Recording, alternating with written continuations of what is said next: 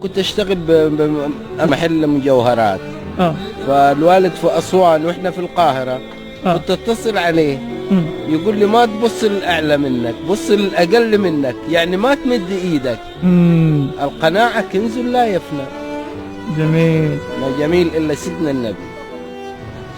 كلمة أمي الله يرحمها قالت لي يا ابني روح ربنا يسترها عليك دنيا وآخرة. قلت والله يا أما طب ادعي له يديني فلوس، تقول لي بكرة تعرف معنى كلمة الستر أكتر من فلوس الدنيا كلها. وفعلا الحمد لله الحمد لله شفتها. قال لي لو معاك حاجة وحد بصلك فيها ادها مني. اديها له يعني؟ ادها مني.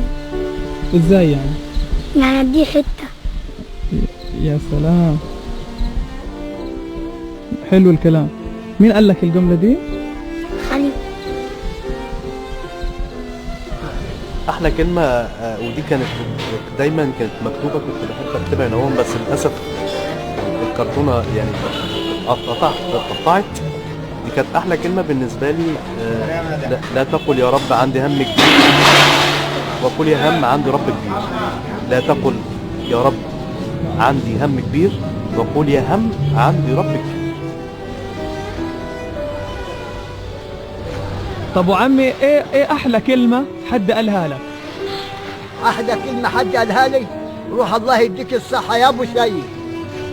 احلى كلمة قالها لي اهو عندي اهو يقول لك الله يديك الصحة يا ابو سيد. يلا يا حبيبي كفاية عليك كده عشان بتاع الناس. يلا يا حبيبي. شوف مقابلات اهي. الكلمة الطيبة كشجرة ايه؟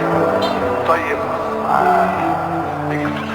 وكل شجرة في الكون تؤتي أكلها، بس فيه بتؤتي أكلها الذين المستطعم اللي مش عارف ايه، وتؤتي أكلها حين الحاجة.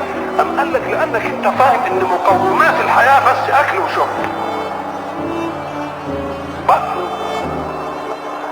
ده مقومات الحياة عايزة مزاج جوي خالص.